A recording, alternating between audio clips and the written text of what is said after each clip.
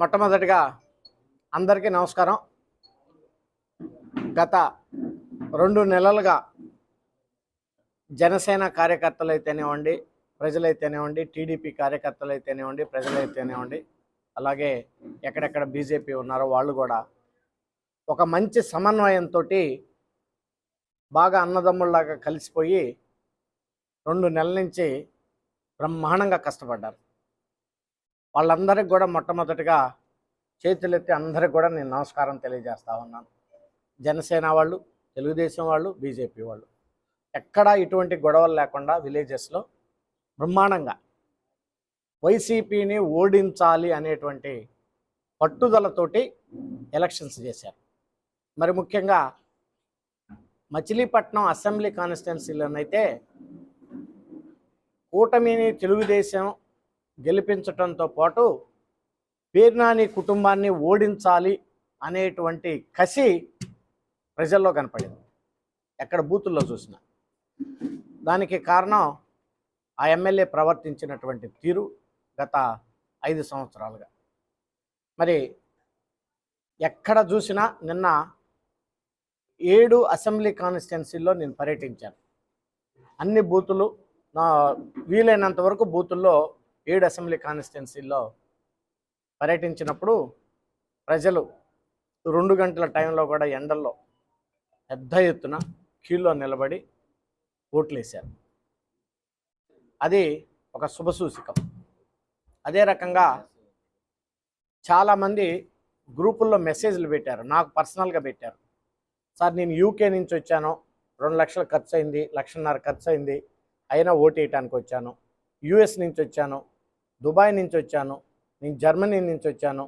ఈ రకంగా గత 4 ఎలక్షన్స్ నేను చూశాను. కానీ ఈ రకమైనటువంటి ఉత్సాహం, ఈ రకమైనటువంటి ప్రజల్లో ఒక కసి నాకు మొట్టమొదటిగా ఈ ఎలక్షన్లోనే కనపడింది. మరి వాళ్ళందరికీ కూడా నేను మనస్ఫూర్తిగా ధన్యవాదాలు తెలియజేస్తా ఉన్నాను.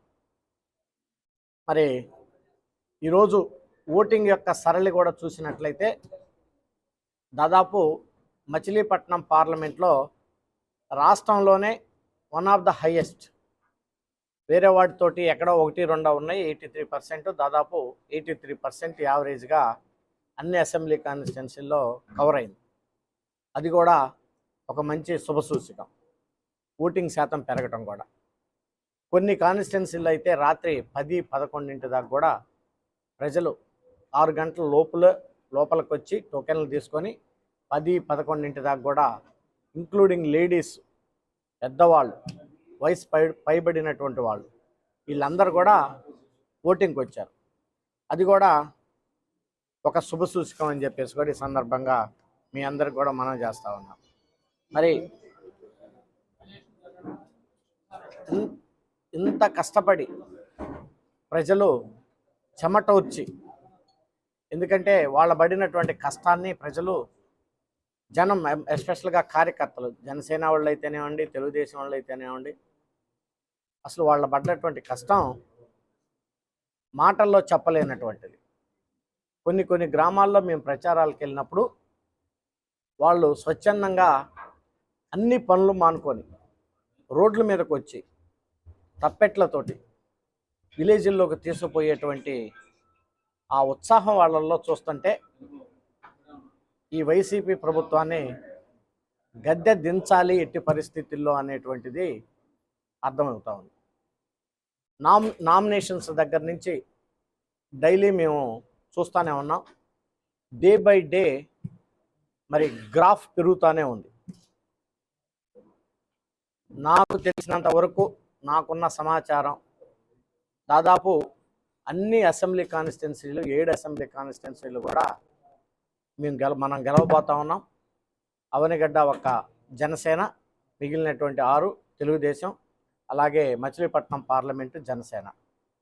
7 అసెంబ్లీలు ప్లస్ ఎంపీ పార్లమెంటు డెఫినెట్గా మనం విన్ అవుతున్నాం నాకున్నటువంటి సమాచారం ప్రకారం. సో ఇక ప్రజలు గురించి ఒక మాట చెప్పాలంటే, నిజంగా ఇంత ఎండల్లో మీరు చెమటోర్చి కష్టపడ్డారు. నిజంగా వాళ్ళందరికీ ప్రతి ఒక్కళ్ళకి కూడా చేతులెత్తి నమస్కరిస్తూ ఉన్నాను రియల్గా. సో అంత కసి జనాల్లో కనపడటం, ఈ ప్రభుత్వాన్ని గద్దె దించటం, జగన్మోహన్ రెడ్డి గారి యొక్క పరిపాలన, అలాగే ఇలాంటి శాసనసభ్యులు ఉన్నటువంటి వీళ్ళని గద్దె దించాలనేటువంటి ఆలోచన ప్రధానంగా. మరి దీనికి ప్రజలతో పాటు నాయకులు కూడా బాగా సహకరించారు.